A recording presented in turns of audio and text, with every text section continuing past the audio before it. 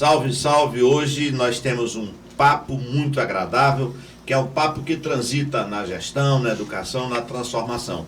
É um papo sobre inteligência artificial, sobre secretaria de inteligência artificial, e trazemos para a nossa mesa, para o nosso bate-papo, dois grandes especialistas na temática. Não são curiosos, são estudiosos do tema. André Macedo e o Baldo Júnior. Isso. Salve, salve! Logo depois da vinheta.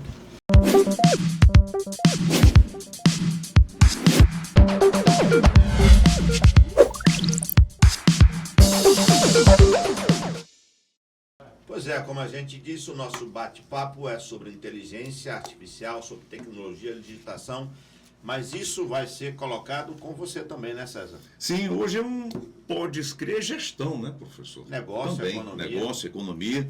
E para você que nos acompanha, por favor, deixe aí o seu like, o seu joinha, a sua curtida, nos ajuda muito. E se ainda não nos segue, por favor, passe a nos seguir e ative o sininho aí. Deixe o sininho pretinho para receber todas as nossas notificações. Bom, vamos falar aqui. André veio de onde? Nasceu onde, André? Eu sou... Bom, obrigado. Obrigado pelo convite, Damião, César. Muito bom estar aqui com vocês. Gostei muito da parte inicial. Acho que a gente é professor, né, Damião, de falar que isso aqui é uma contribuição para o conhecimento, para a ciência. É sempre bom a gente ter isso aqui enraizado no Piauí. Eu sou cearense, mas só nasci, né? Minha família é cearense. Então, a mamãe lá, antigamente, você tinha o resguardo, né? Que Muito a gente bem. falava. Então, a mamãe eu nasci, eu e minhas irmãs, porque ficava aquele tempo inicial lá com minha avó. Com a família. Isso, mas aí passei, Acabava o resguardo. voltei. Então, assim, eu Voltava pra sou piauiense, teresinense de coração, mas Tá. na certidão, sou Cearense. cearense. De que cidade? Eu sou de Fortaleza. Fortaleza. Papai é de Barbalha, que é no sul do E sua Ceará, mãe? minha mãe de Fortaleza. Também de Fortaleza. É. E vieram para cá quando, seus pais? O papai veio vou dizer, quase que na fundação da Universidade Federal do Piauí. Então, quando a universidade foi criada lá atrás, tinha os cursos biomédicos e etc. E aí o papai veio então... Foi em 70, foi, professor, a 71. criação? 71, foi em é. 70. E aí o papai veio para ser professor da universidade, já veio casado com a mamãe, e aí a gente caminhou a vida Então aqui. você cresceu aqui em Teresina? Tudo. Aonde? Que bairro? Lembra? Morada Ali, do aí, Sol. Morada do Sol, a Sempre infância já Morada ali. do Sol, tudo lá na Morada do Sol. Como é o nome do seu pai, André? Antônio Macedo, é muito conhecido como Macedão. Macedão. Dentro da universidade. Sua mãe? A mamãe é a Vera Macedo também, psicóloga. Quantos irmãos? Eu tenho duas irmãs, eu sou o caçula lá de casa. Então lá, se a gente fosse fazer aquela cultura antiga, né? Então, teoricamente, eu tinha que ter a chave da dispensa, né? Eu sou o filho homem, né? Então era pra eu ter. Então, eu tenho isso é duas boa, irmãs chave. mais velhas. A Janaína é engenheira e a Sami é administradora. Olha o que ele Muito disse. bem. Ele teria a chave da dispensa. Mas, na verdade, ele foi dispensado da chave. Eu quero dizer com ele. Não entremos em detalhes, professor. O Baldo, rapaz, você é teresinense? Não, sim, eu sou teresinense de coração, total, porque na verdade minhas origens são de Teresina, mas eu nasci aqui no município ao lado, Caxias. Uma história engraçada que na verdade eu não tenho nenhuma relação com maranhenses na minha origem. Então conta aí como é que foi A essa minha história. mãe é piauiense, família teresinense, família piauiense, de Barras, originário em Barras. E meu pai é pernambucano. E meu pai... De que cidade? De Salgueiro, Pernambuco. E meu pai é médico, formou-se em Recife e veio para Caxias para passar um ano. Ele estava em Recife quando ele foi convidado para vir trabalhar em Caxias, implantar um centro cirúrgico em um hospital particular em Caxias. E ele veio passar esse ano em Caxias. E aí, Lembra de que ano foi isso? 1972. 72. E aí ele veio em 72 e passou 1 ano, 2 anos, parece que o negócio estava bom, foi ficando. Ando bem.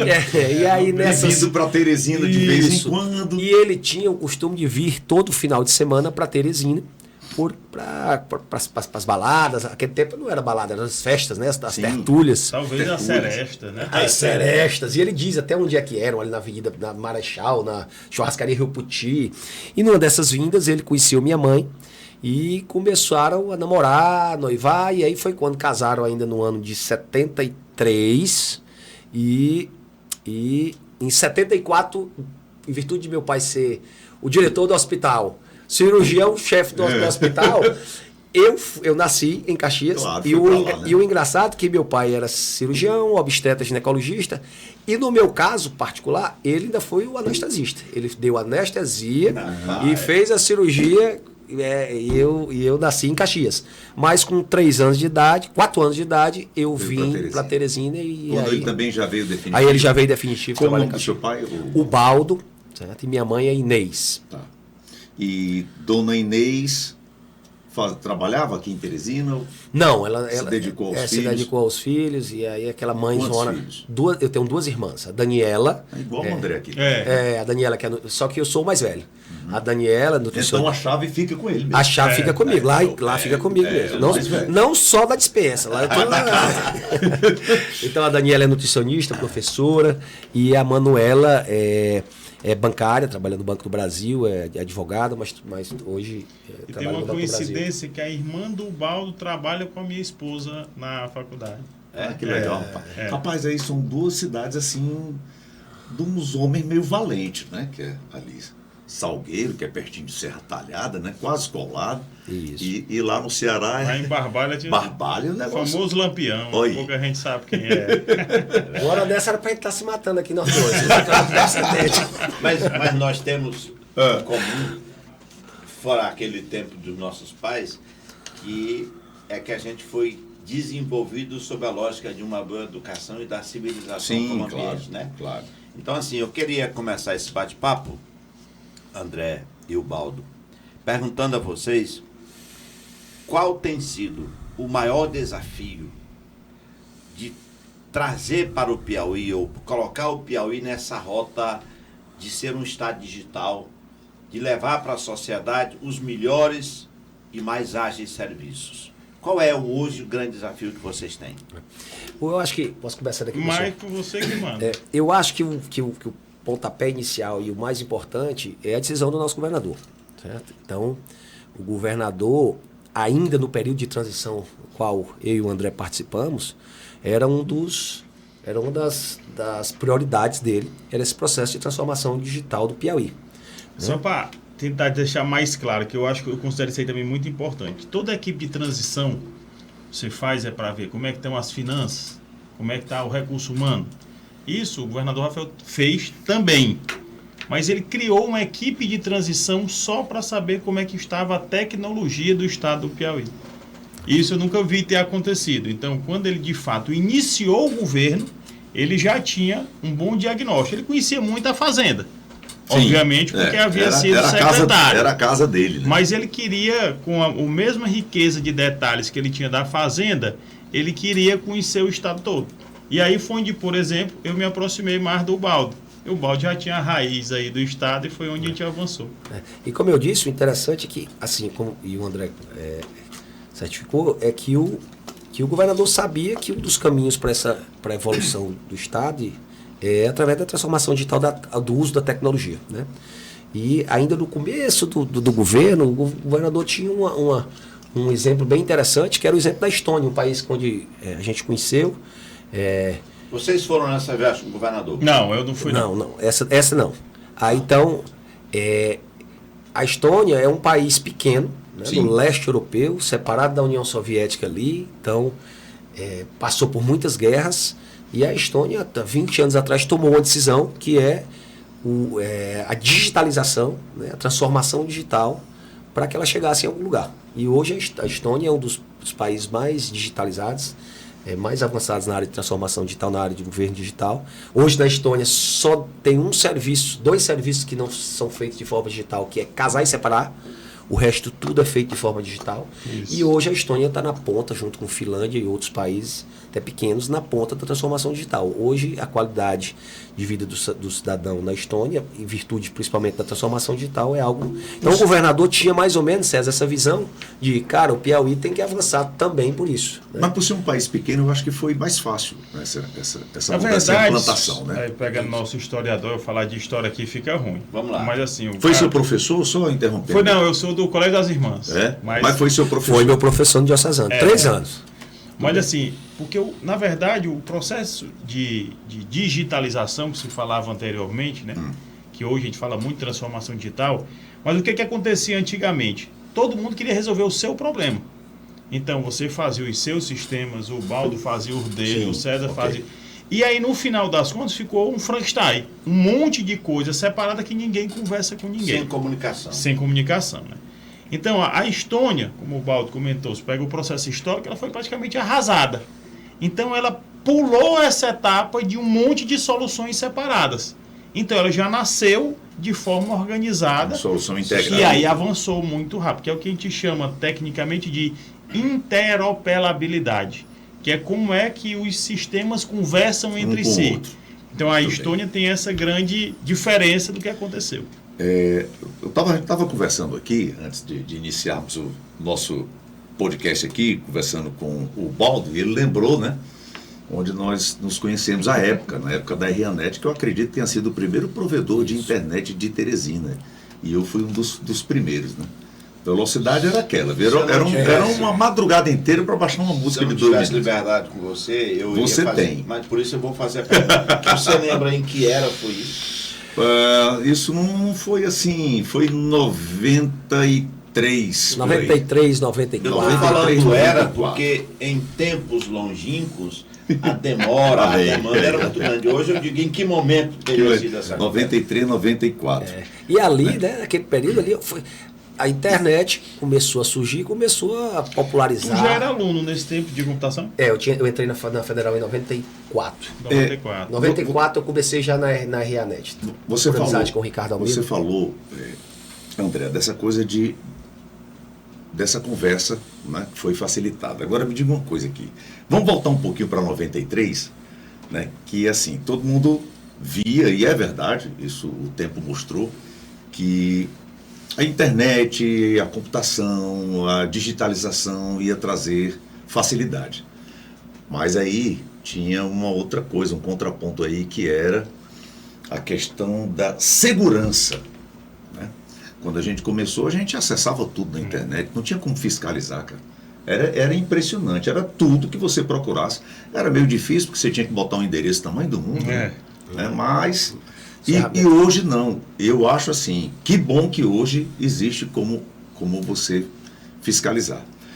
Esse problema ainda é muito comum, ainda persiste a questão da segurança no meio digital. Eu acho que hoje é uma das pautas que a gente tem que fazer no governo, né? A gente tem que ensinar as pessoas a utilizar a tecnologia.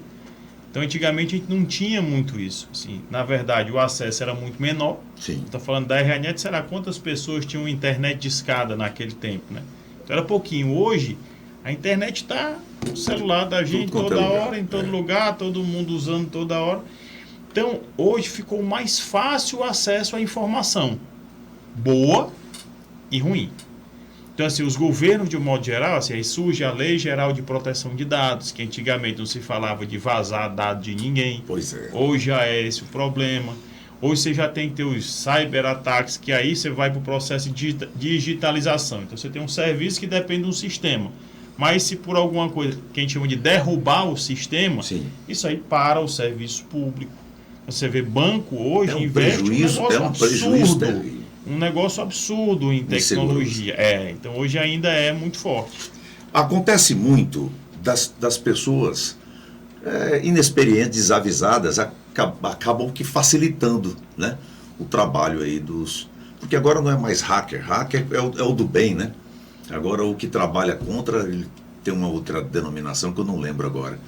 Né? São os... Tem vários nomes. Continuam chamando de hacker. Então, assim, as pessoas têm que ter um pouco mais de cuidado. Mas eu falo isso porque, assim, hoje eu tive que fazer um curso na RIANET. Hoje as pessoas aprendem usando. Não tem mais um curso. Né? E, assim, como o governo do estado se preocupou em fazer isso para a administração, eu fico pensando, e não é a primeira vez que eu penso isso, não teria como desenvolver um programa para facilitar as pessoas a acessarem de forma mais segura e correta.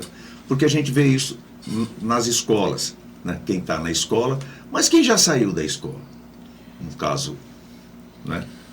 dos mais... Esse é um dos desafios que a gente tem hoje, né? Porque, como eu comentei, a gente fala, o governo evoluiu muito, então a gente tem plataformas, hoje tem mais de 400 serviços digitais, falando dos casos do governo. Está falando só do Piauí. Do GovPi, que é a nossa plataforma okay. unificada de serviço. Você tem mais de 270 serviços voltados só para CNPJ, né? Que é o GovPi Empresas. Você tem o Saúde Digital, um aplicativo que o governo financia, né, paga como política pública para ter acesso ao médico. Mas qual é que é o X da questão? Eu vou tirar o balde aqui da jogada, que o balde é servidor. É que o pessoal tem que saber usar. Então hoje eu enxergo um grande problema, não só do Piauí, que eu acho até que a gente está avançando. Você faz um ensino de qualidade embaixo, né? O jovem, de certa forma, aquele ali vai estar protegido, usando o uso ético e correto da tecnologia.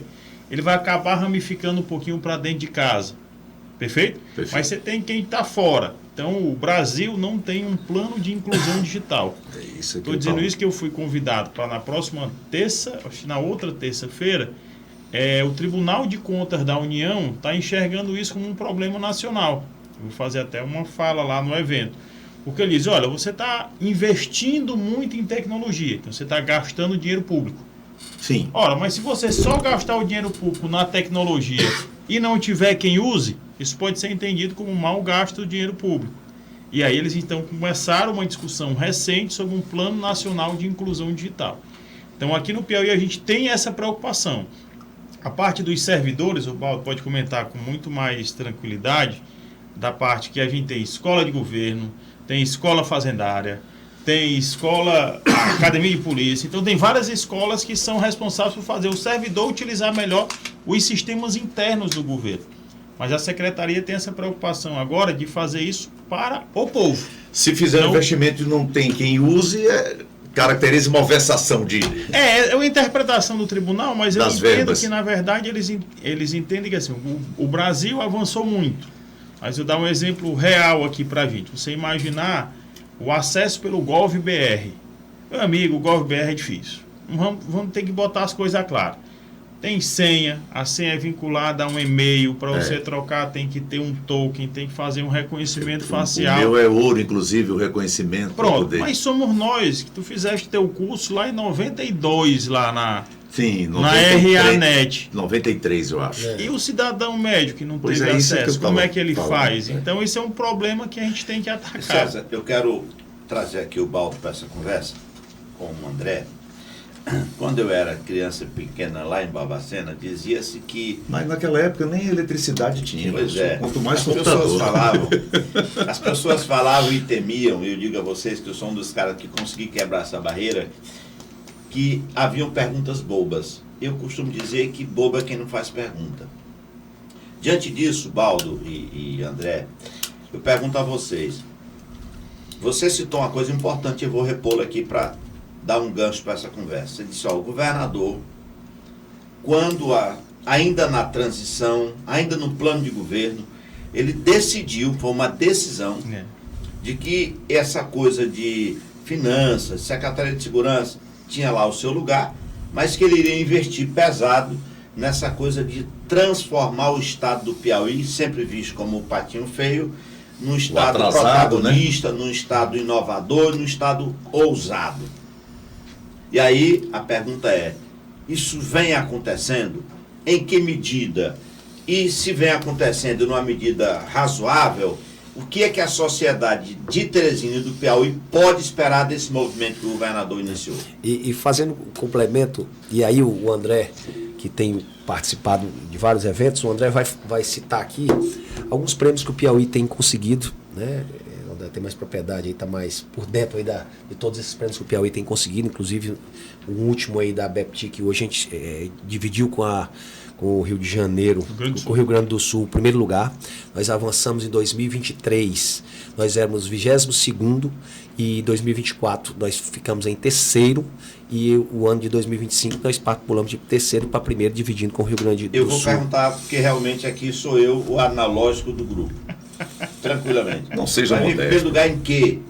Pronto. Estava onde? É isso. É Eu o- quero, porque quem está nos vendo e ouvindo, está vendo, não compreende essa conversa. Sim, E aqui, sim. eu, como professor, eu tenho que ter uma Mas é correto. clareza Que metodológica. facilita. É. O que tem, né, meu? São indicadores que medem a evolução de um governo na Pronto. oferta de serviços públicos digitais. Ok, claro. Então, são 4 pilares. Há um ranking no Há um Brasil. ranking que todo estado tem a sua empresa de tecnologia. Então, o Piauí, a nossa é a ETIP, lá que o Balde é vinculado. Então, no Ceará tem a ETIS, são as 27 mais do Distrito Federal. Então, essa associação monta um ranking para medir a evolução dos governos digitais. E aí tem vários pilares, dentre a oferta de serviço público, mas não é só ofertar, tem que ter disponibilidade, tem que ter gente que usa, tem que estar fácil para o Tem que cidadão. ter resultado. Mais ou menos isso. Né? Então a ideia se montou um ranking, se pactuou, e neste ranking aí, com essas várias dimensões, nós éramos no início do governo 23º neste ranking, e este ano a gente conseguiu ser o primeiro lugar. Mas voltando à pergunta do Damião, mesmo, como é que foi construído isso? Isso aí, ainda lá completando a história do período da transição ainda, Damião, como o André disse, eu estou aí no governo, eu e vários colegas, desde 1999, eu entrei na Secretaria de Educação, e aí estou aí sou do quadro de tecnologia do Estado. E aí participou desse processo um grupo de colegas, né? O Elengera, que hoje está na ETIP, o Odisley, que hoje está na CESAP, que éramos de secretarias, estávamos espalhados em secretarias. E lembro que, à época, eu fiz um comentário dizendo, olha, eu acho que nós temos que ter uma integração entre as equipes, né, de tecnologia do Estado, porque isso, na prática, não acontece, é muito ilhado, e temos que desenvolver sistemas que sejam compartilhados, decisões compartilhadas, etc. E teve um comentário do governador, e a gente falando em sistema tem que fazer isso, e um comentário do governador muito interessante. Eu não quero saber de sistema, eu quero saber o que é que vai mudar a vida do cidadão. É isso. Ou seja, o foco, e isso aí a gente entendeu, pegou aquela, disse, meu amigo, o foco não é o sistema, o foco não é ter sistema, não é ter servidores parrudos, prática, o que não é é que isso ter, vai trazer, né? é chegar no cidadão, é chegar o quê? É ter um serviço digital que hoje está no Pigov Cidadão, que vai facilitar a vida de quem está lá em Uruçuí, que ao invés de ter que sair de Uruçuí para um polo maior para fazer um determinado serviço, através do próprio celular, consiga fazer ali. E, ou seja, isso de forma direta muda a vida do cidadão. E isso aí isso é a transformação digital. Né? Uma coisa é você ter a transformação digital, outra coisa é você ter tecnologia. Um computador, um servidor de grande capacidade de processamento, etc. Se ele estiver desligado ali, ele não serve de nada. Se ele estiver ligado ali, passando só filme com alguma coisa, ele também não serve de nada. Aquilo ali tem que ter aquela capacidade de processamento, etc. Ele tem que servir para alguma coisa. O pensamento, então, era este lá atrás. E é o que a gente vem construindo, um outro passo muito importante, a criação da CIA, que é a secretaria que o André está à frente, Inteligência Artificial, Economia Digital, e também voltado para essa área de tecnologia como um todo. Também a gente já pontuando aqui a questão da inteligência artificial, é que o uso da inteligência artificial no Piauí também tem que ser voltado para o cidadão. E outra decisão importante foi a criação, que o André pode falar com bem mais propriedade, do Soberania, que é uma inteligência artificial própria do Piauí. Isso aí é muito grande, certo? Então, mas por que o uso do Soberania? O André pode explicar como isso vai atingir o cidadão, como isso vai melhorar a vida do cidadão e do Piauí. Na verdade, esse processo todo, ele é igual a fazer uma casa. Ele tem que montar o alicerce, senão ela não sobe. Então, muitas das coisas do governo, a gente teve que definir os principais sistemas, unificar sistemas, por exemplo. Não tem sentido o Estado ter mais que um sistema de gestão de pessoas. Se todo mundo é funcionário público, estadual. Faz tem sentido. sentido a gente ter um sistema de frota para gestão de veicular Patrimônio, né? em cada uma das secretarias, porque carro é carro. Na saúde ela é ambulância, na segurança ela é viatura. Sim. Mas na educação ela pode ser ônibus, transporte escolar, mas no final das contas É um carro. esse é um carro. Então, assim, essa decisão de você unificar essa base de sistemas também é muito forte. E isso não aparece. Porque é igual o trabalho de saneamento. Você vai montando. Agora, depois que você consegue uniformizar isso aí tudo, aí o acesso para o cidadão fica, E ainda tem o fica ganho, mais fácil, né? Ou seja, porque você ganha na gestão. Uma gestão bem feita, ela espelha, ela chega na ponta, né? Então, se eu tenho uma gestão de sistema, se eu tenho um banco de dados mais organizado, se eu tenho dados mais acessíveis, no dia que o cidadão precisa ter acesso a essa informação, é muito mais fácil do que ele sair buscando informação em algo descentralizado, algo desorganizado. Eu marquei 3 jogos aqui, sempre com a facilidade jogando em casa, né? Porque quem recebe é o primeiro. Então eu falei facilidade versus segurança, e agora eu quero facilidade versus economia. Porque para o cidadão é a economia de tempo, Isso. né? Evita chateação, né? Que na verdade, E assim, isso traz economia também para o o governo, governo traz, porque com assim, relação a imagina, um né? número menor de funcionários, de espaço físico, equipamento. Eu, pelo menos, enfim. tenho uma visão, eu não acho que há diminuição de funcionários. Sim. Eu acho que a gente consegue render mais. Com a mesma Com a quantidade mesma de- quantidade de pessoas, entendeu? O problema é que você pegar uma pessoa boa, instruída, para ficar fazendo trabalho mecânico, dá um exemplo de antigamente, Subutilizar. é subutilizado. Então, Exatamente. você pensa assim, dá um exemplo simples do que aconteceu, você ter processo eletrônico. Damiãozão, você lembra que na nossa universidade tinha um cara que carimbava folha de papel. Era o carimbador e era obrigado. E a auditoria, se pegasse, não tivesse as folhas. Assessorista de elevador, quando eu lembro que isso já foi profissão. Entendeste? Então, assim, o que eu entendo é que isso também é transformação digital. Você requalificar os servidores para que eles rendam mais. Aí, no caso, a gente entra com a inteligência artificial para isso também, né? Mas existe um dado que isso trouxe uma economia para o Não, Estado? porque se você começar a imaginar, o governador tem uma visão que eu acho muito sábia. A Constituição nossa é uma beleza. Ela tem lá muitos direitos, né, para que o governo tem que oferecer para o seu povo. O orçamento não acompanha o que a Constituição diz. Não é verdade? É verdade. Então, na prática, a gente entende que o meio termo aqui para a gente conseguir avançar é a tecnologia. Então, não é que você vai gastar menos. O governo tem que gastar o que ele arrecada. O governo não pode ganhar dinheiro. O governo é para executar o serviço público. O que muda é que o mesmo dinheiro que eu gastava para atender 2, eu vou passar a atender 100. Então, é economia. É uma economia indireta. Sim, claro. Então, assim, a Eu teria que conversão... disponibilizar mais servidores para atender Por exemplo, a essa demanda esse é um crescente. exemplo. né? E outras, você imaginar hoje o tempo que as pessoas têm por fila, hoje é uma coisa que a gente se questiona muito. Então, assim, você precisa tirar uma segunda... Rapaz, como era antigamente, para a gente tirar a segunda via de uma carteira de identidade, todo mundo aqui já precisou. Aí você vai fila, protocolo, botar o Dedo dedo de melar, novo.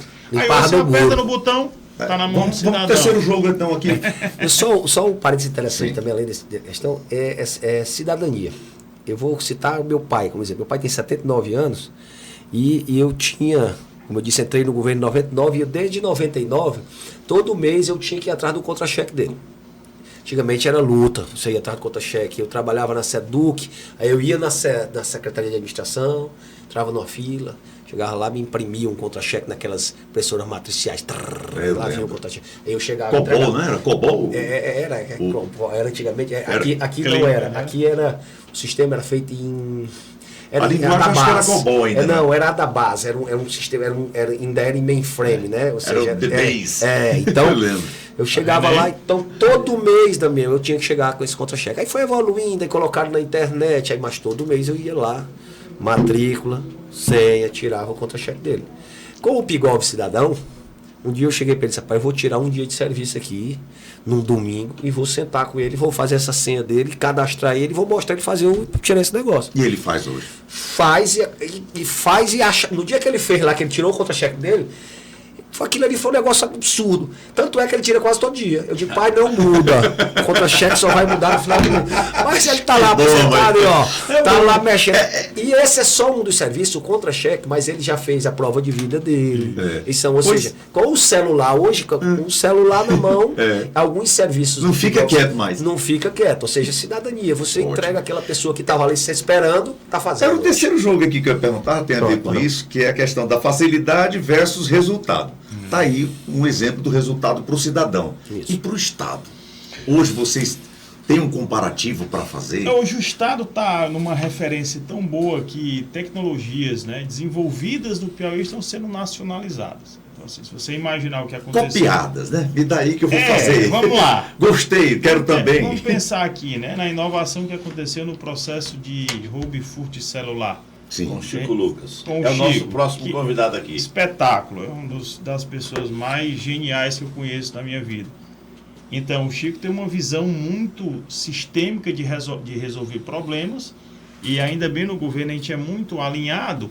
Então, muitas das coisas que ele consegue pensar, nem tudo a gente consegue resolver, mas muitas das coisas que ele pensa a gente consegue transformar em tecnologia, né? Ele, a equipe, eu acho que participam muito. Sim. Pra vocês terem uma ideia, o Chico Lucas, ele é o secretário-geral do nosso Conselho de Transformação Digital. Não sou eu, não. É o Chico, porque o governador diz assim, rapaz, eu prefiro pessoa que está um pouco fora da casinha para enxergar a coisa como um todo. Então, esse é um exemplo, foi nacionalizado, o Ministério da Justiça anexou, né, criou, instrumentou, na verdade, Sim. o nosso protocolo. O protocolo foi desenvolvido aqui no Piauí. Sistema de gestão de pessoas, por exemplo, que o Baldo administra lá com a equipe dele na Secretaria de Administração, esse sistema que hoje o Piauí, primeiro a gente alugou, né, que a gente fala, você faz um contrato para uma empresa implantar, depois a gente se apropriou, isso é uma marca do governo, o sistema hoje é do Piauí. O Piauí tem uma cópia, né, os códigos fontes que a gente chama do nosso sistema de gestão de pessoas, e esse sistema já foi comercializado para outros estados. Então a nossa empresa de tecnologia, a visão do governador lá atrás de transformar que antigamente era a ATI, era uma autarquia, então isso tem que ser uma empresa, porque eu vou apostar, nossas tecnologias têm que ir para a prateleira para a nossa empresa vender. Então hoje a gente já tem frutos de tecnologias feitas, desenvolvidas ou aperfeiçoadas no Piauí, rendendo benefícios financeiros para o Estado. E tudo reinvestido aqui mesmo. Obviamente você vai sempre modernizando cada vez mais o que você tem. André, eu quero... Só por favor, professor, porque quando eu falei aqui em resultado, assim, eu gosto muito de dados, de números. Vocês estão preparando alguma coisa assim para, no final dessa administração do Rafael, fazer um comparativo de como e o quanto essa transformação digital interferiu para melhor na vida das pessoas? Porque, assim, de percentuais, de número, quando eu digo resultado, olha, tantas pessoas para ser atendida nisso aqui, eram tantos meses, agora são tantos dias, entendeu? Era isso aqui. Eu tenho curiosidade. Não responda agora, não, sabe ver. por quê? Eu vou só anotar. Porque eu quero exatamente engatar uma pergunta, uma reflexão em torno disso, dando uma amplitude maior. Dizem, eu vou usar sempre expressões que eu acho que são da nossa formação. André, quando eu dava aula para esses cabas lá em 89, 90, 91, 92, eu tinha uma certeza. Qual era? Que eu estava, naquela época, ajudando a formar, os caras queriam governar o Piauí depois. Que bom. Porque eles eram de classe média alta, alguns da elite financeira, Sim. nas melhores escolas, certamente eles iriam ocupar os espaços que ocupam hoje. O senhor já identificava aqueles que... Já, porque acima da média, né? Eu vou citar aqui, você citou o Chico Lucas, foi meu aluno também. O Carlos Augusto, da Justiça, foi meu aluno. Vamos pegar o Samuel, do planejamento, da administração, foi nosso aluno. E aí, olhando para esses caras, vem aqui a pergunta que é um pouco disso que o César está propondo. Uhum.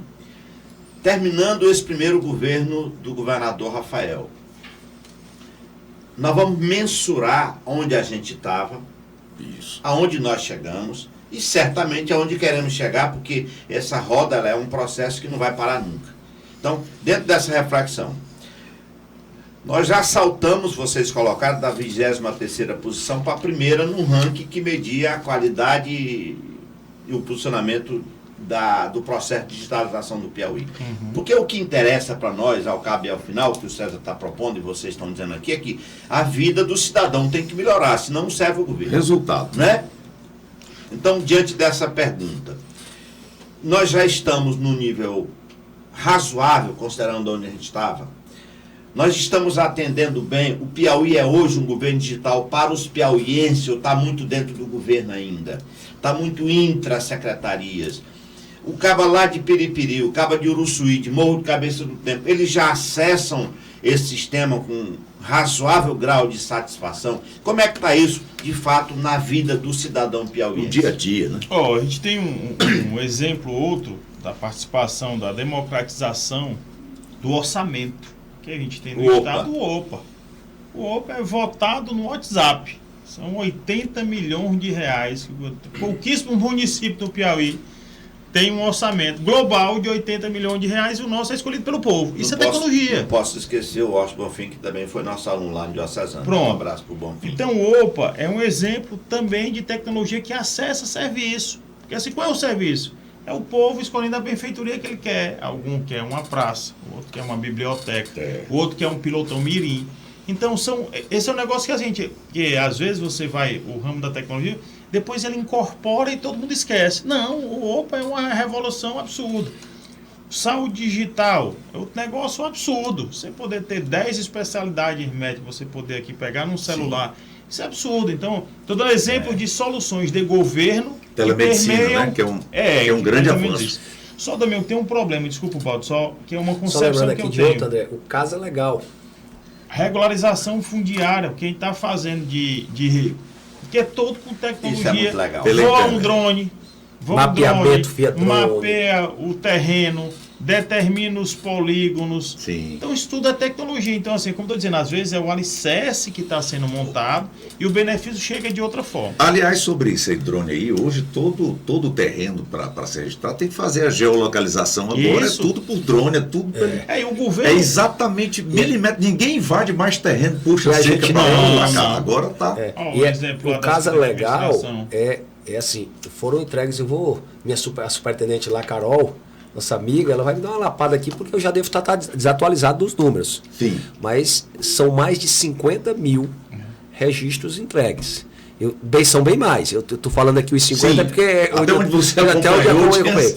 Mas são 50 e pouco. 50 mil famílias que receberam o registro. Graças ao quê? O que tem a ver com tecnologia? Isso foi todo um processo, como se diz, uso de drone para mapeamento, para levantamento do que tinha e o que não tinha registro. Teve parceria com o Tribunal de Justiça. Gerar toda a documentação necessária para bacana. ir já no ponto do Tribunal de Justiça, simplesmente Eu dar a agora, canetada. eu agora vou para mais que as pessoas querem ouvir. De graça isso aí. De graça. Opa, de graça. Não é isso?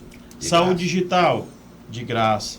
Regularização fundiária urbana, de graça. E é isso que eu disse lá atrás. Então, você acaba tendo que fazer um investimento em tecnologia. Vocês acham quanto é que a gente iria gastar para uma pessoa sair Aí medindo é que um tá. bairro todinho? A velocidade Essa que aí é é a uma coisa diferença. que é imensurável, né? Porque É. o serviço poderia ser feito, poderia ser gratuito, Poderia. mas sem essa tecnologia, o tempo que levaria seria enorme. Né? Então, assim, hoje, com o alicerce que a gente montou, a gente já está começando a ter.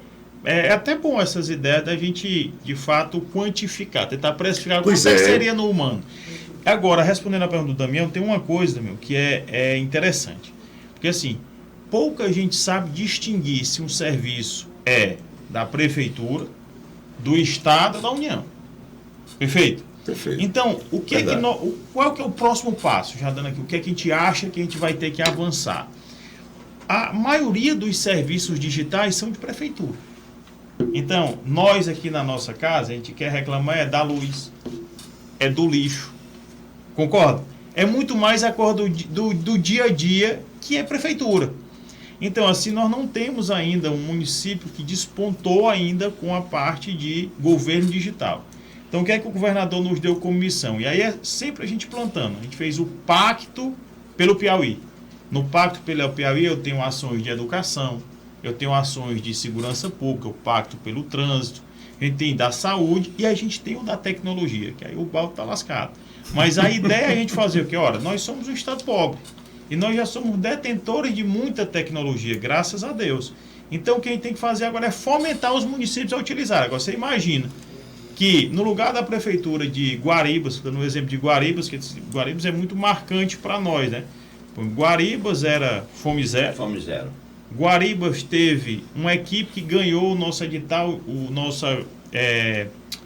o evento nosso de inovação da Secretaria de Educação. Foram para o exterior, está 100% regularizada. Estou dando um exemplo lá em Guaribas. Mas, na verdade, lá você imagina, pô, já tem tudo isso, por que você não me diz quais são os seus serviços e vai lá para o nosso GovP? ela não vai ter dinheiro para montar o que o Baldo falou, uma equipe de TI, ter data center, ter tudo. Então, o governador está muito disposto, na verdade é o que a gente pactuou, de que haja de fato um pacto pela tecnologia. Ou seja, aí nós vamos ter de fato um governo digital unificado. As prefeituras utilizando a estrutura do Estado, estrutura tecnológica. É isso que o governador preparou. Assim, quando ele preparou a ETIP, fizemos concurso agora para mais analistas. A empresa está mais sólida, então a nossa ideia, na evolução para o segundo mandato do governador, é a gente avançar nessa parte. E você já tem um esboço de como é que isso vai funcionar, como é que vai ser, essa prefeitura vai participar, de que forma? Porque aí uma pergunta mais fácil. Porque vem treinamento também, né? Vem treinamento de pessoas na prefeitura. É um projeto grande, meu amigo. Mas assim, a gente é muito otimista com isso, porque é difícil acreditar, a gente fala assim, acreditar no Piauí é difícil. O pessoal, o Damião falou. Então, assim, a gente faz muita força para poder reconhecer que o Piauí é um estado que está trabalhando com tecnologia. Mas os municípios já reconhecem isso no governador. Então, a gente acha que essa parceria vai ser mais fácil. Agora, aí eu vou deixar para o Baldo responder a pergunta. Ó, e outra coisa interessante. Você tem 20 anos de estado aí? 20? Olha, 20 mais. 26. Eu quis quebrar teu galho. Ele tem 30 anos de estado, então ele sabe como foi essa jornada. Então aí vai ser importantíssimo a gente trazer a experiência de quem participou desse processo no estado e como é que a gente vai ajudar os municípios. Muito bem. E é interessante também, viu, André, a gente ressaltar aqui que o Piauí hoje é reconhecido pelo Ministério, o MGI, Ministério da Gestão e Inovação, certo? Como um estado que tem qualidade e que pode replicar o que é feito no Piauí para outros estados e para o município. A gente recebeu visita do MGI há 1 ou 2 meses atrás, onde, como eu disse, foi reconhecido esse trabalho aqui. E o Piauí tem uma parceria, tem um termo de cooperação com o MGI. Né? O secretário Samuel, eu brinco, ele disse, pai, agora tu só vive no MGI, mas realmente... O secretário está bem relacionado. Mas é porque realmente o MGI reconheceu e a gente está, César, trabalhando já com essa, porque a ideia do Ministério é que chegue no município, chegue no cidadão que está no município. Isso. Né? Então que as práticas que estão utilizadas já no governo possam chegar ao município. E isso está sendo desenhado. Tá, aí você fala aí do Ministério de Inovação, de Gestão e Inovação. Isso trouxe o que para o Piauí? Porque assim, já que o Piauí está despontando aqui, é bom ganhar título, né? Mas assim, já que deu um exemplo tão bom, cadê os recursos? Podia mandar mais, já que aqui está sendo... Está nascendo tudo aqui, outros estados já pegaram aí da questão do celular, você disse agora que a gente já ganhou outra premiação aí. Então vamos investir aqui, traga mais recursos para cá. MGI, Ministério de Gestão e Inovação. Trazer mais recursos então, rapaz. Quando você já foi a Parnaíba umas 500 vezes? Já, muitas vezes. Levando seus filhos? Já. O filho da gente, ele só pergunta assim, pai, tá perto?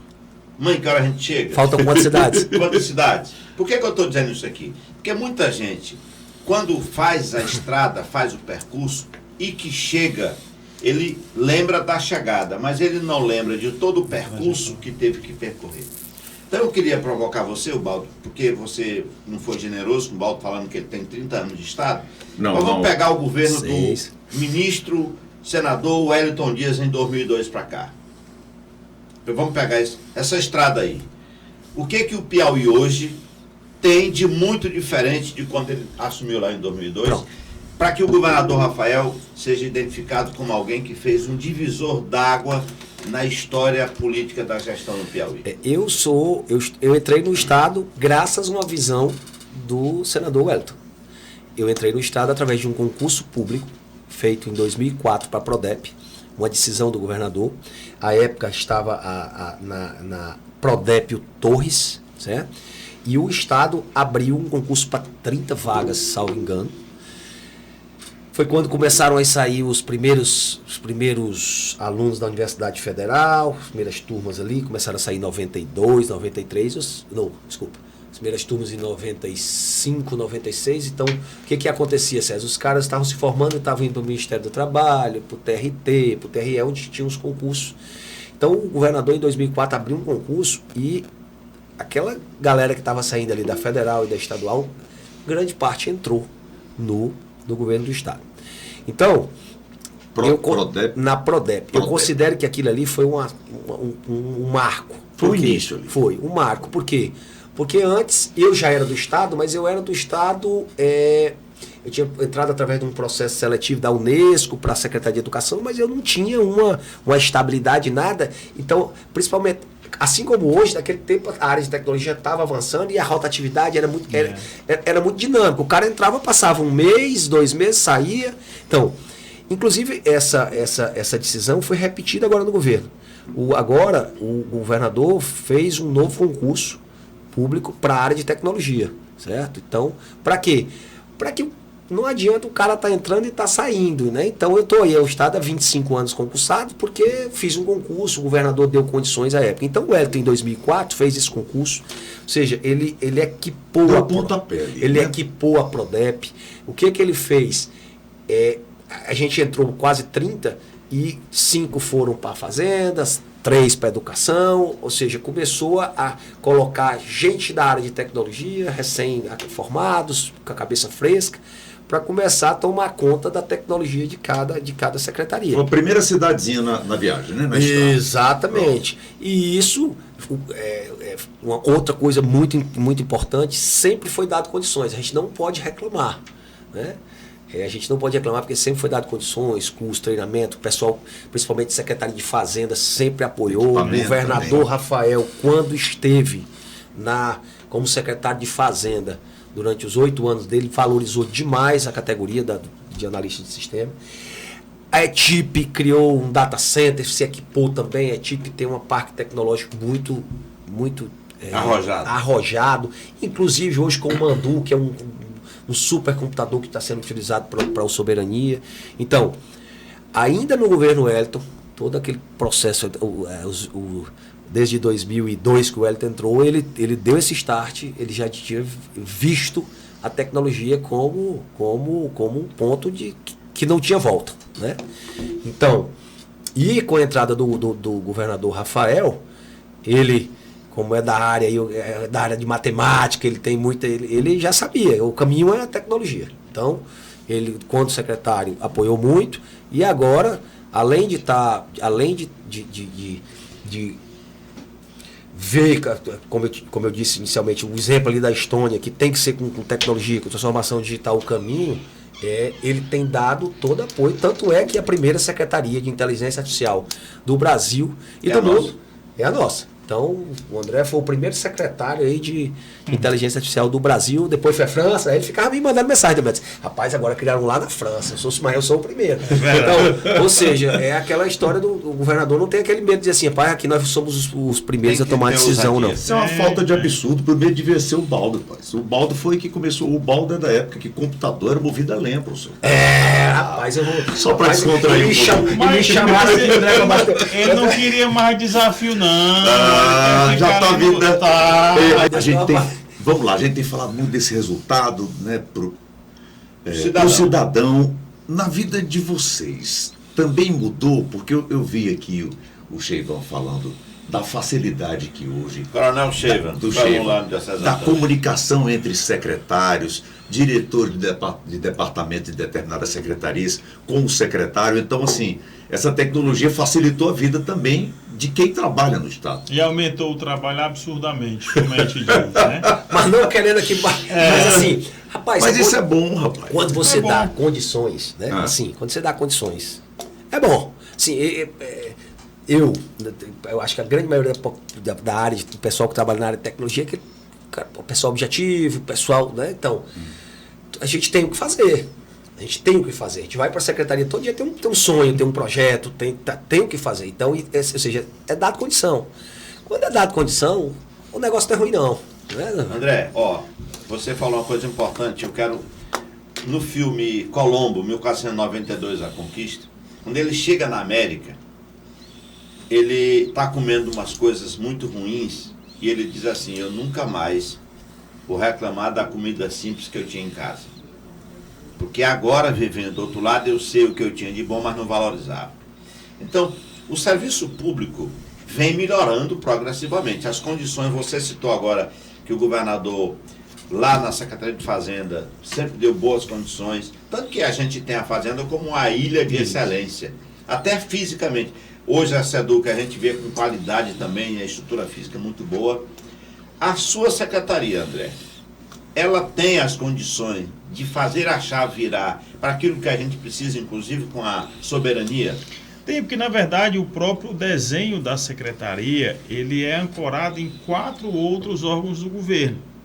Então assim, você vê que nós éramos uma superintendência e basicamente o governador transformou essa superintendência numa secretaria.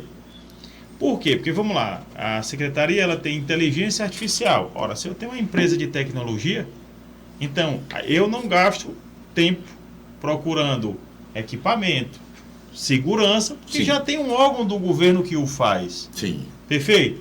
Você vai falar de economia digital, dando outra pauta, você tem que pensar em linha de crédito, melhorar, ajudar o pequeno para poder ele entrar no mercado de trabalho digital, vamos dizer assim.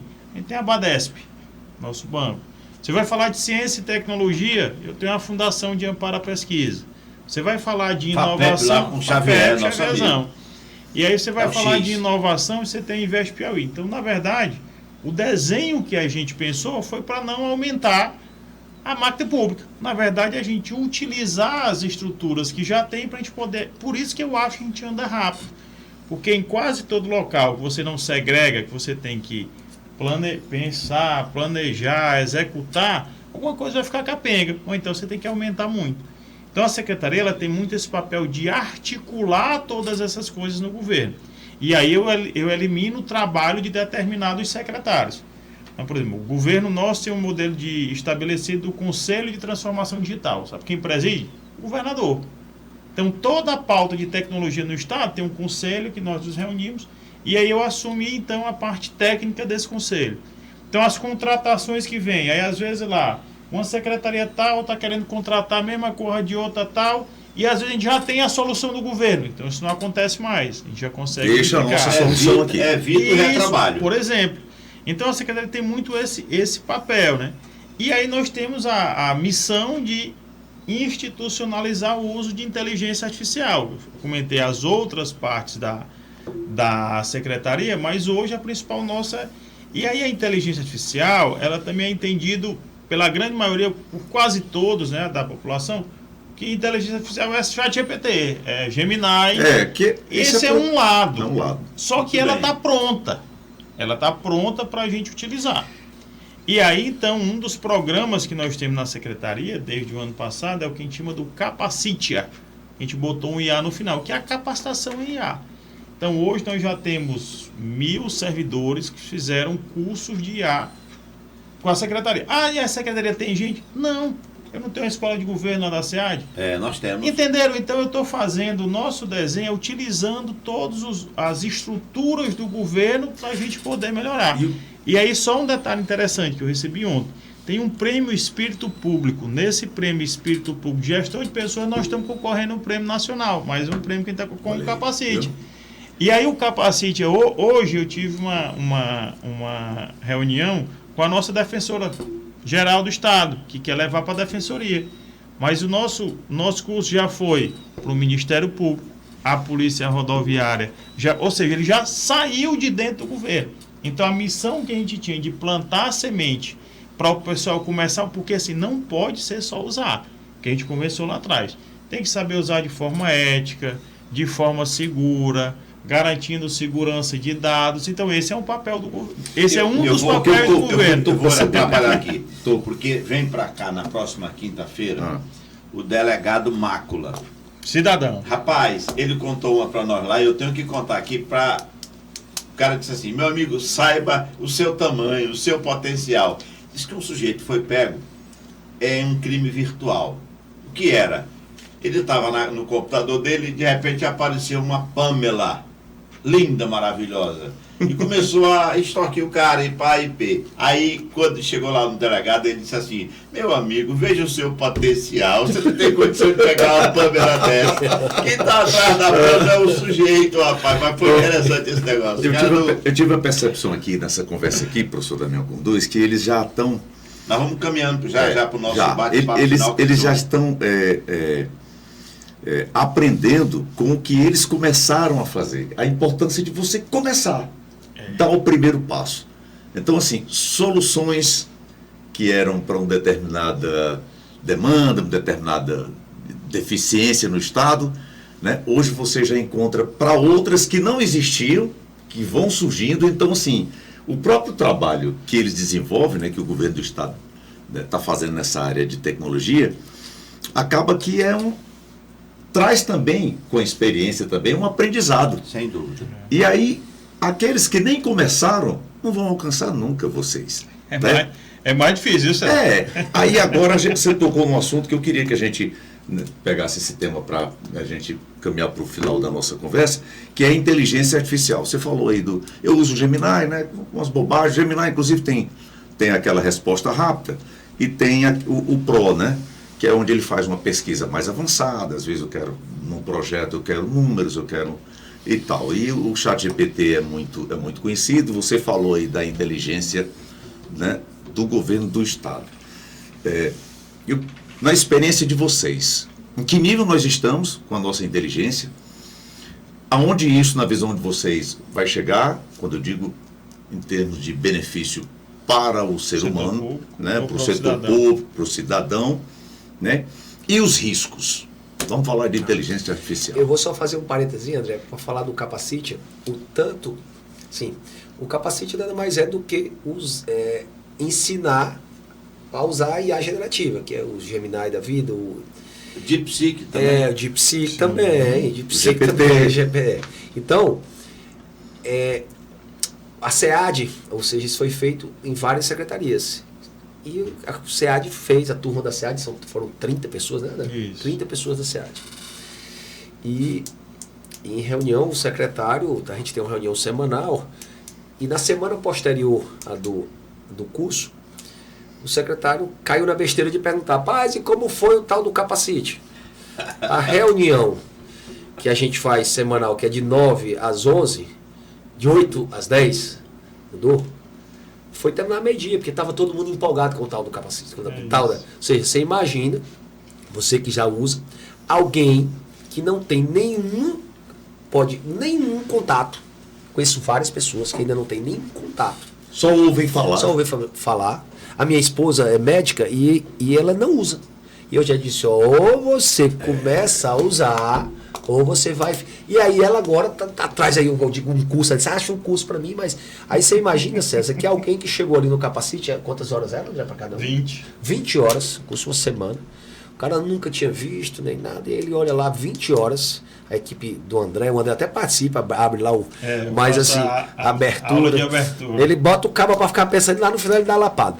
Aí, mas você imagina um cara que não tem nenhum contato com a IA generativa ali, com o chat GPT da vida, passar 20 horas brincando com aquilo ali.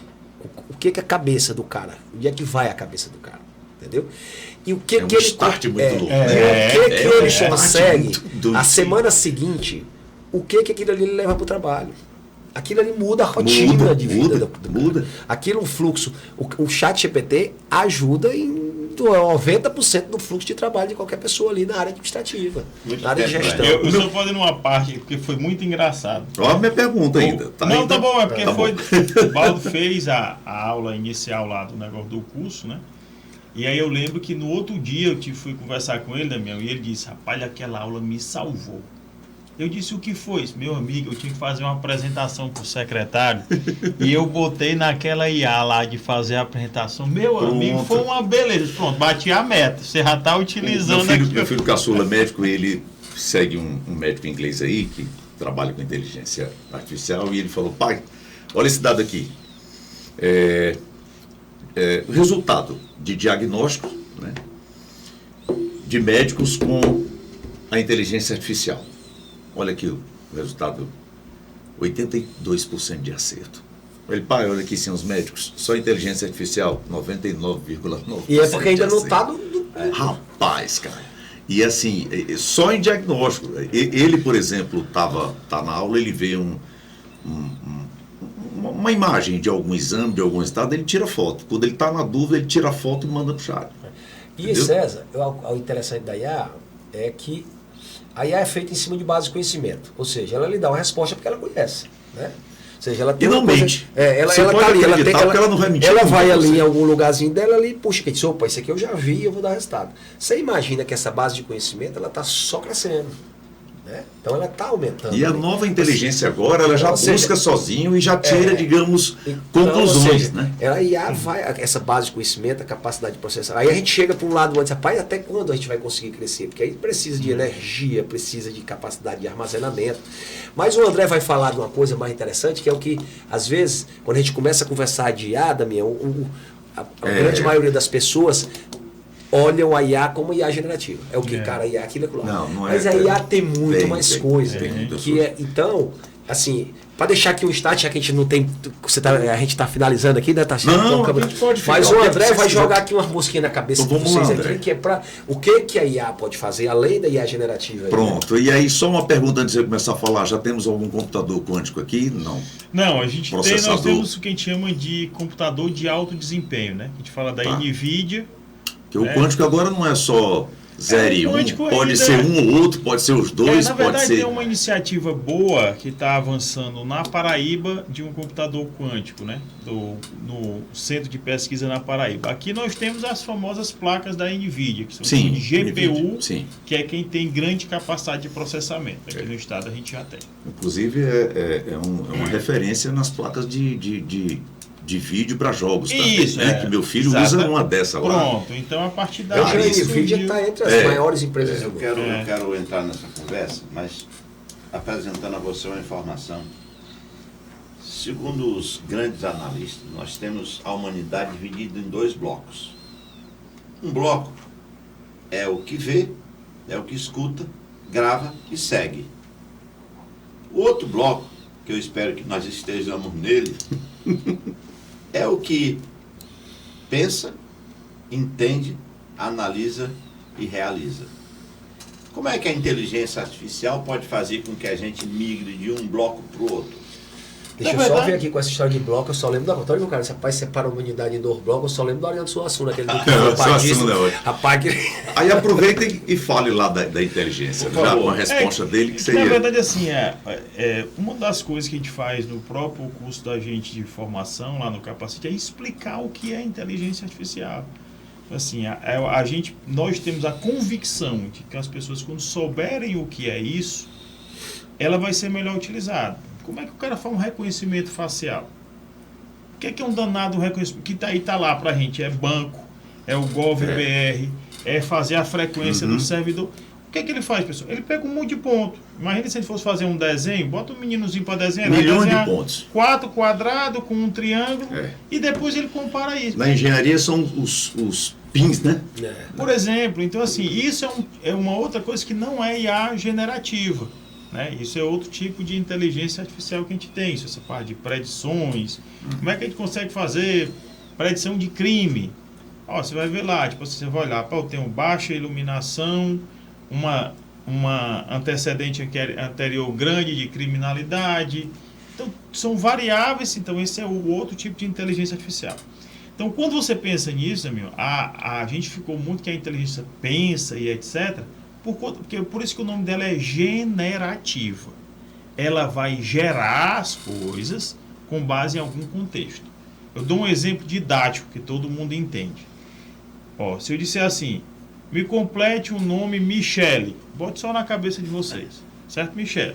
Eu Ok? vou pensar na Obama. Pronto, vamos lá. Aí se eu disser assim, ó, temos um problema político nos Estados Unidos. A Michele seria Obama. Sim, ok. Razoável, né? Sim. Eu vou trocar só o nome Estados Unidos e colocar Brasil.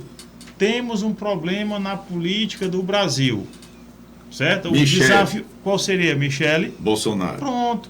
Então, na verdade, essas IAs generativas, elas são probabilidades de você ir montando o passo seguinte. Baseado também numa base de dados, de informação. E no contexto, é isso que eu estou querendo dizer. Quando você tem que passar um contexto, por isso é que a gente chama da engenharia de prompt, que é o que a gente faz para poder formar. Ou seja, você tem que aprender. Lembra escolhendo o professor Raimundo?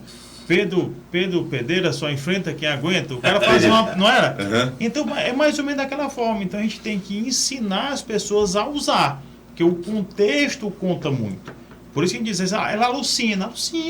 Porque ela vai simplesmente completar as palavras. Se a gente fosse brincar e dizer assim, olha, Teresina, 4 horas da tarde, o céu tá o quê? Tá claro. Azul. Tá limpo. Tá quente. Tá quente. Pronto. Aí vocês imaginam que essa frase deve existir 1 bilhão de vezes, escrita em um monte de lugar, e aí ele vai ver qual é a probabilidade da palavra seguinte. Então, quando você começa a entender, você vai começar a desmistificar que ela não pensa nada. E vamos falar então... Ela faz simplesmente o completar, obviamente, tem muitas técnicas, muito tudo, mas é isso que o pessoal começa a entender. Aí hoje, você já consegue pedir para ela, dizer assim, como é que você pensou isso? Aí ela bota lá, a primeira fase foi isso, a segunda fase foi aquilo. Então eu acho esse mito da inteligência artificial é porque muita gente ainda não dá generativa. A outra é muito mais difícil. A outra, essa de fazer predição, essas coisas, é muito mais acadêmico. Assim, não vai. Dificilmente você vai ter uma solução genérica, né? Mas essa daí não. Então, eu penso isso. Quando as pessoas começam a entender, elas vão começar a desmistificar que não é essa coisa do outro mundo, que vão começar a entender... E vai ficar encantado do mesmo jeito, com todo mundo. Mas usa de forma mais eficiente. É verdade. Não vai usar ela como se estivesse no Google. O perigo, vamos lá. Tem muita gente perigo agora... Hoje olha só, tem muita gente... Aqui é um dado que eu quero lhe passar aqui. Muitos brasileiros estão usando como o seu terapeuta particular. Isso. Estão deixando de ir a um profissional que olha no olho, que sente, que talvez já tenha passado por aquilo, e se contenta como o meu psicólogo é o ChatGPT. E é um número cada vez crescente, preocupante, né? Porque assim, a inteligência ela vai te dar uma resposta correta, objetiva, fria, digamos assim. Ela não tem como ligar para o pai da criança, por exemplo, do adolescente, olha, seu filho anda com um pensamento diferente, perigoso, enquanto que o profissional tem como fazer isso se ele sentir realmente essa necessidade. Esse é o primeiro ponto. E o outro, que eu acho que é mais preocupante na minha percepção, e o outro eu acho que é meio, não sei ainda.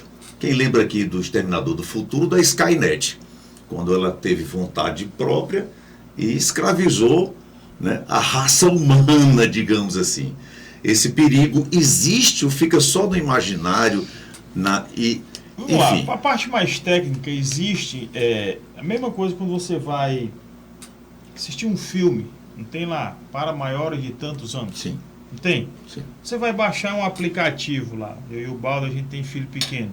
Se você botar isso que é numa conta família, não chega para você? Você tem que autorizar? Sim. Então, se não tem hoje, amanhã eu não tenho nenhuma dúvida que você vai utilizar isso com um perfil, com um e-mail, e que as coisas que são sugestivas, né, eu não vou falar de várias coisas, de coisas que não são legais, não são para o bem comum, eu entendo que isso aqui vai ser resolvido com muita... Existe tecnologia para tal, isso eu não tenho nenhuma dúvida.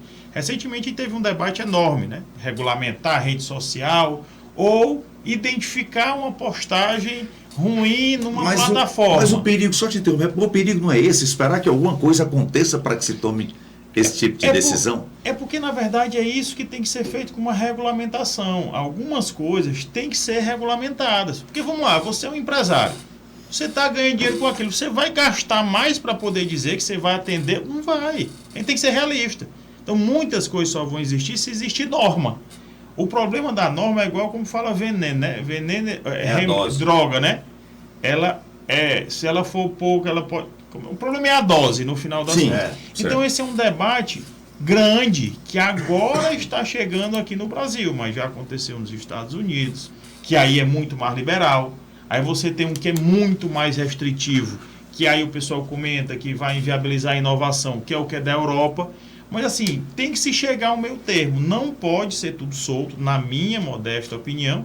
Não pode ser tudo solto, mas também não pode fazer com que pequenas empresas que possam utilizar IA para amanhã virarem grandes negócios, Sim. senão a gente nunca vai ter soberania tecnológica. Esse perigo Então, dessa É porque, na verdade... tomar as rédeas e Não, ter... isso aí não. Me permita, Não, né? eu reli o livro do Harari, o Nexus, em que ele faz essa discussão. Ele diz o seguinte: jamais a inteligência artificial vai tomar esse lugar porque ela não pensa sobre o que a gente pensa que ela faz. Ela só executa operações, como você disse. E ele lá cita 3 palavras: o texto, o contexto e o pretexto.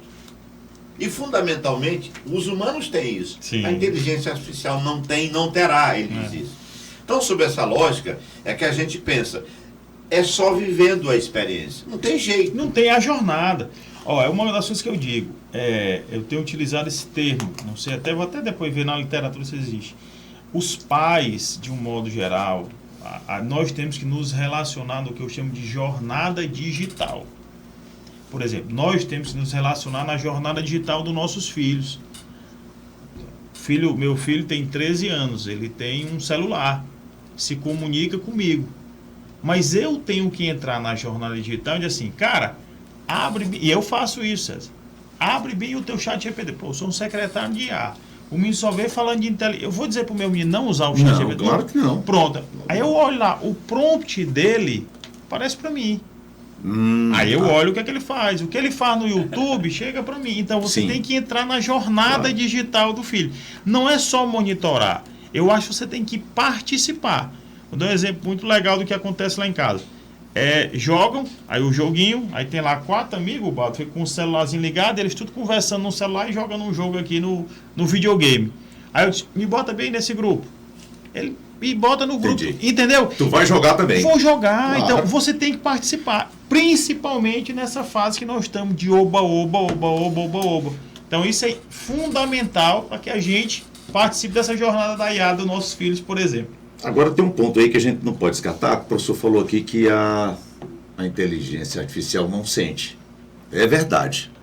Mas ela aprende a saber o que a gente sente e como a gente sente. Ela não tem sentimento no que ela está dizendo. Mas ela sabe como tocar o nosso sentimento. Aí é que está o perigo, certo? E quando ele fala aí que não acha que não tem perigo dela, esse domínio, e eu te pergunto, existe alguma proteção quando se faz isso na programação de uma inteligência para que ela não, enfim, Que isso é o que a gente chama, desrespeite, que ela não passe por cima do ser humano? O sistema, no final das contas, ele obedece regras. A única coisa que muda num sistema tradicional é que ele é determinístico. Então, o Baldo fez a vida toda dele lá, um sistema que, se você repetir a entrada, ele vai dar sempre a mesma saída. Isso é um sistema. A inteligência artificial, ela é estatística. Então, nem sempre o que você perguntou vai dar a mesma resposta, mas ela obedece regras. Então, não tem por que a gente ter... Ficar com medo, esse temor. E só para encerrar aqui... Embora aparecem coisas interessantes. Um dia desse eu vi uma reportagem de que uma IA conseguiu burlar um autoatendimento num banco. Isso é uma coisa interessante. Mas você viu o experimento de uma inteligência artificial conversando com outra que me preocupou. É que isso é o multimodal, Eles entraram numa linguagem, Isso. as duas, que pra gente é só ruído. Isso. E aí eu já fiquei... Aquilo me deixou preocupado. Mas estatisticamente aquilo não vai ter relevância para o Você aprendizado. não sabe o que conversaram entre eles. Mas Ninguém sabe. Mas tecnicamente isso é dado sintético, não foi dado feito por humano. Se é dado sintético, ele já pegou esse dado isso. lá atrás e está só completando agora. Eu falo aqui uma conversa que eu tive com... Esse foi o meu filho mais velho. E a geração Z agora, né, está com saudade de uma época que eles não viveram, né? Resgatando fita cassete, hoje o vinil, pela primeira vez, desde que o CD saiu, bateu a venda... Foi muito maior a venda de disco vinil do que CDs nos Estados Unidos. E aí eu conversando com meu filho, o Juliano, né, que é o mais velho, eu falei, filho, ele, pai, o que vai acontecer é que a gente vai se cansar desse texto. As pessoas vão acabar se cansando. Esse texto muito bem feitinho, muito perfeito. As pessoas vão sentir falta do titubeio, do gaguejado. E então vai chegar um momento que a gente vai procurar o analógico, digamos assim. Ou seja, a imperfeição, que é uma característica humana.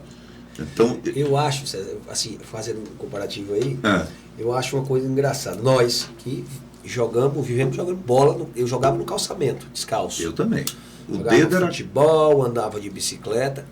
E nossa geração agora, os meninos de 13, 14 anos, eles não estão... Isso aí eles não estão nessa fase. Não. Eles estão lá no videogame.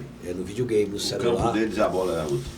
Eu acho, isso aí é uma opinião pessoal, eu acho que vai chegar uma que vai voltar.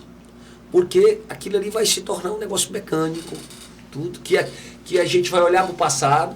Eu tenho vontade, eu não vou poder dizer aqui, porque para gravar pode dizer, mas eu vejo meus pais e meus tios falando lá atrás de uma vida da minha, eu não sei, eu acho que você não participou não, de uma coisa que eu gostaria de ter vivido. Tomara que minha esposa não assista. Mas eu gostaria de ter vivido a época dos cabarés da Paysandu. Entendeu? Ou seja, uma coisa lá de trás. Né? Eu vivi em boate, achando bom. Aquele era um negócio anterior. Você leu como é que eram os cabarés da Paysandu? Tinha piano de cauda, meu amigo. Eram cortinas que vinham da Europa. Era um piso, na verdade, era uma casa de shows. Eu tenho um tio... Era um negócio altamente... Eu conversei com um cidadão que já partiu, que ele disse, César, era um luxo. E ele era filho de comerciante, que ele ia lá uma vez a cada 6 meses. César, porque eu tenho um tio... Não podia pagar. Certamente você conhece o Carlos Site. Sim. E ele é vivedor disso aí. Ele adora conversar sobre isso. No último aniversário dele, 94 anos, eu sentei com ele... E a gente passou uma hora e meia. Eu já até tinha perguntado, mas como a memória dele antiga é muito boa, e ele não se lembrava que tinha conversado isso comigo há 6 meses atrás.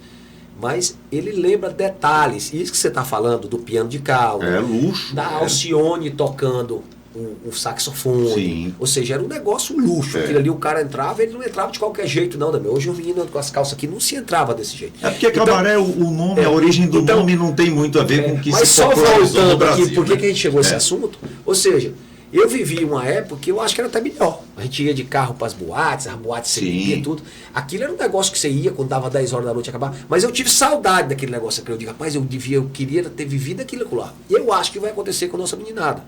Eu acho que uma geração aí, sei lá, 1 ou 2 na frente, vai olhar e vai ver que o bom não é estar no celular pesquisando, tá ali com um jogo. Mas depois, ó, vai nessa fazer conversa, Baldo, se vou trazendo para a tecnologia, mas assim, nós tivemos muitos booms e depois eles se normalizam. Isso. A gente começou falando da internet, aí depois você teve o Google.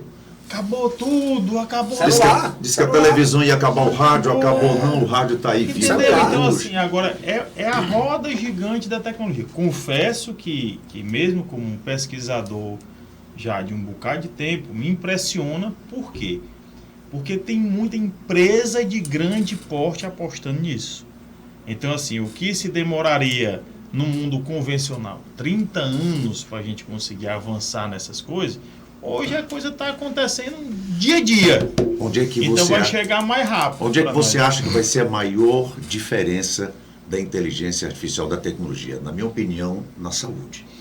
Eu acho que vai ser assim...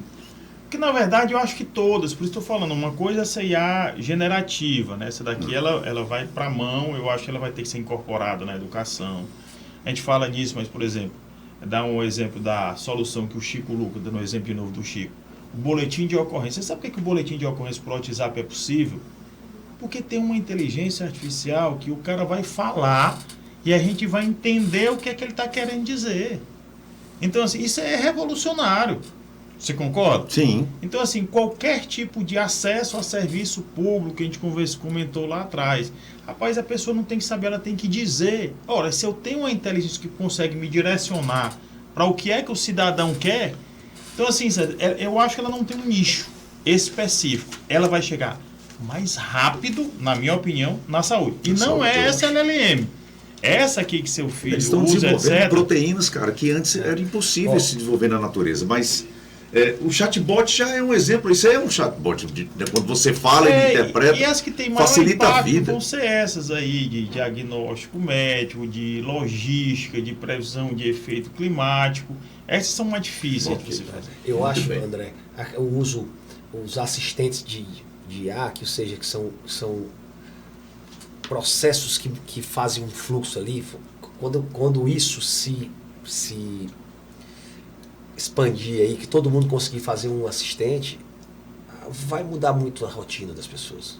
Olha, eu queria entrar nessa conversa já apontando para o fim do nosso papo. Vocês já fiquem convidados para um outro momento, mas já fiquem também dispostos para considerar, para dizer coisas, para quem não está vendo e ouvindo agora, no que diz respeito ao que o governo de fato pode fazer para melhorar a vida das pessoas, que ainda não fez e está fazendo o que pode fazer a mais, mas para dar um dado para vocês de uma estatística que saiu hoje. André, Ubaldo e César. Nós ainda temos milhões de pessoas no Brasil analfabetas. Pessoas que não sabem fazer um pequeno bilhete pedindo uma informação ou dando uma orientação. Ou seja, ao cabo e ao final, e esse projeto nosso aqui do Pode Escrever, como um podcast do conhecimento, ele tem a função, tem o desejo e a vontade de ser um serviço público de utilidade, no sentido de levar informações. As pessoas, ao assistir o nosso programa, rapaz, isso é possível, vou acessar. Como hoje, falar de um assunto tão complexo de uma linguagem acessível. Então, eu queria perguntar para vocês, e aí já pedindo que vocês façam as considerações finais, o que é que vocês deveriam ter dito que não disseram aqui? E que gostariam de dizer agora de modo muito sintético, que possa, lá para quem está nos vendo e ouvindo dizer, fazer a diferença e essas pessoas pensarem nisso de modo diferente daqui para frente. A conversa foi tão boa, a gente conversa, roda, que assim, hoje eu tenho um desenho muito claro do processo de transformação digital. A gente olha muito para o cidadão acessar o serviço. E aí a gente fica do lado de cá fazendo um monte de serviço para o cidadão. E bota inteligência artificial. Sem isso, o cidadão não vai ter acesso ao serviço. Mas tão importante quanto, na minha visão hoje, talvez pelo que a gente está sentindo no Piauí, é ensinar as pessoas a entrarem no mundo digital. Nessa jornada. Nessa jornada, que é o que a gente está chamando aqui no estado de autonomia digital. Aí eu dou um exemplo bem simples. É pouco crível que a pessoa que não sabe pegar o Uber, ele vai conseguir usar o aplicativo do Gov fulano de tal, não vai conseguir. Verdade. Então, assim, esse é um desenho.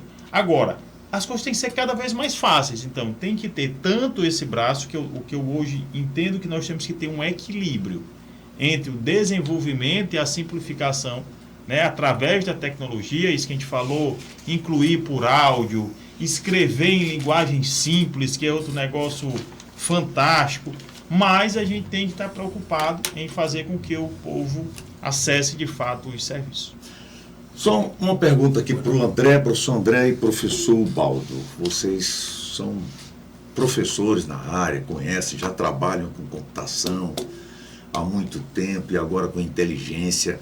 Vocês ainda, em alguns momentos trabalhando, ainda ficam assim maravilhados, assim, surpresos, vocês ainda vibram, ainda tem coisa nova ainda no dia a dia de vocês? Diz aí, irmão. Só que tem. Só todo dia. É só o que De tem. ficar assim fascinado com... É só o que tem. Assim, César, com 30 anos aí, mas todo dia a tecnologia, você falou uma coisa interessante aqui, cara, os sistemas lá atrás eram feitos em COBOL, Clipper, né? Sim. Eu ainda brinquei com esses bichos aí.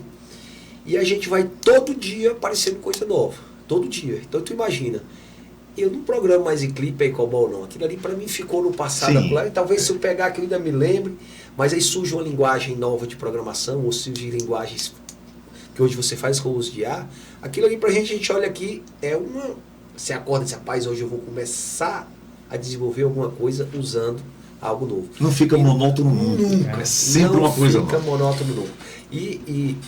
E além disso, além dessa questão do trabalho, cara, porque a gente entrega a tecnologia meio, né? Então, a gente na tecnologia consegue entregar algo na saúde, algo na educação, algo na segurança. Então, a gente não está só naquele nicho ali de tecnologia, na verdade está transversal ali, isso é muito interessante. O que o André falou aí, quando a gente está o papo aqui de tecnologia, e principalmente por ele e eu estarmos agora fazendo parte aí do governo, é que o foco, como o governador pediu, cobrou lá e ainda na transformação, na época da transição, era o cidadão. Mas, um outro lado muito importante é a organização. Né? Ou seja, tem a parte de fora, que é o cidadão, mas tem a parte de dentro, a organização da gestão. A tecnologia é extremamente importante e essencial para a gestão. Não existe uma gestão, uma organização sem uso de tecnologia. Mas eu vou provar bem aqui que a inteligência artificial não sabe tudo, professor. Assim, então, eu vou acionar bem aqui o Gemini aqui, na frente dos senhores, certo? Deixa eu colocar aqui no... Fala, Gênio, tudo bem? Oi, em que posso te ajudar? Gênio, eu queria que você me desse as 6 dezenas que vão ser sorteadas no próximo concurso da Mega Sena. Aí é que tá, gênio. Eu não consigo prever os números da Mega Sena. Gênio, foi só uma Mas posso te ajudar? Não, foi só uma brincadeira. Obrigado, valeu. Não sabe tudo, professor. Agora, interessante, como o André disse, o chat, você cria um chatzinho ali, você vai criando vários, né? Eu tenho um amigo que fez uma brincadeira interessante. Ele foi brincando, ensinando, e ele que teve a resposta que ele queria. Sabe qual era, Damião? Será que minha mulher vai ficar chateada se eu sair hoje? O Gemini, o chat GPT, não sei o que ele vai respondeu não. Porque ele ensinou ela que ia ser não a resposta ali, entendeu? Mas então, o que usa, faz uma pergunta depois assim, bota aí pra ele assim, fale sobre mim. Mas eu não posso ainda, porque ele está me conhecendo agora. Eu utilizo muito pouco, diferentemente do meu filho. Entendi. Muito pouco, entendeu? Então ele tem que conhecer o meu perfil. Isso é que é interessante. Porque eu ainda estou dizendo para ele como eu gostaria que ele me respondesse, que fosse mais objetivo, né? Que não fosse tão formal. Eu disse para ele que eu tenho TDAH. Meu filho, eu tenho TDAH, eu quero as coisas logo, rápido. Ele, entendi.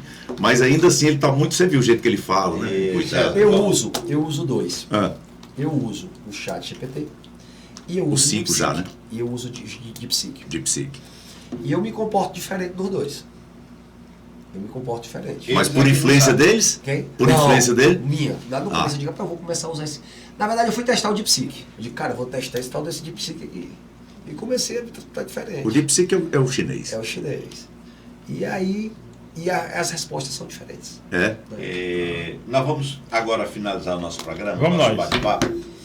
E eu queria realmente, você não tem mais do que 1 minuto não, é 1 ou menos, para dizer, para falar para quem está nos vendo e ouvindo, o que você gostaria de dizer nesse programa final nosso aqui, sobre inteligência, sobre digitalização de processos, governo digital, e uma mensagem que o servidor público Baldo tem para todos. Você sabia, André, que toda casa no Piauí tem um servidor público? Né? Dado estatística que a gente pegou agora, não existe uma casa e que não tem alguém que é servidor público, um primo, um irmão, um filho, mas tem alguém. Um parente qualquer. Um parente. Então, a mesma fala vai para você, André. Você dá um recado aí para o nosso povo que está vendo, nos ouvindo, sobre o que esperar desse nosso Piauí digital. Pronto. Como a gente já falou muito aqui do que esperar, o que a gente tem, o que a gente tem de futuro, Damião, eu e César, eu vou aproveitar aqui, na verdade, esse 1 minuto, para agradecer a vocês e parabenizar, porque hoje a gente falou em tecnologia, para a Semana de Segurança, mas uma coisa muito interessante que você falou é que aqui a gente está falando em tecnologia hoje, na próxima Semana de Segurança, mas o objetivo é chegar da sabedoria para o cidadão. Certo? É a mesma coisa da tecnologia. Lá nós estamos lá para quê? Para chegar no cidadão. Então eu aproveito esse minuto aqui para agradecer aos dois, parabenizar, certo? Porque realmente, quando a gente pensa, quando o objetivo está em melhorar, de certa forma, a vida de algum cidadão, é mais ou menos o que a gente tem pensado nessa área de transformação digital e governo digital no Estado. Muito bem. Andrézão, é o senhor. Ainda tem uma fala. Eu falo, beleza. Também agradecer. Na verdade, o que eu penso, vou deixar mais, é uma reflexão, que a gente fala muito de tecnologia, mas eu tenho uma visão muito clara da tecnologia no setor público é que a tecnologia ela é uma grande ferramenta. A gente fala de transformação digital, mas ela é uma grande ferramenta para que aconteça uma transformação social. Verdade. Então, se a gente não começar a observar que o analfabeto do bilhete de lá atrás, hoje é o analfabeto digital. Então, ele vai ser excluído de determinados serviços. E quase tudo está indo para essa jornada digital. Então, assim, é uma mensagem que eu deixo aí. Você entender que a tecnologia, a transformação digital, ela pode ser ou será, de fato, a principal ferramenta para a transformação social. E para incluir. Mas como no passado, como inclusão. Do bilhete, como agora, tem gente que prefere que nem todo mundo acompanhe. É verdade.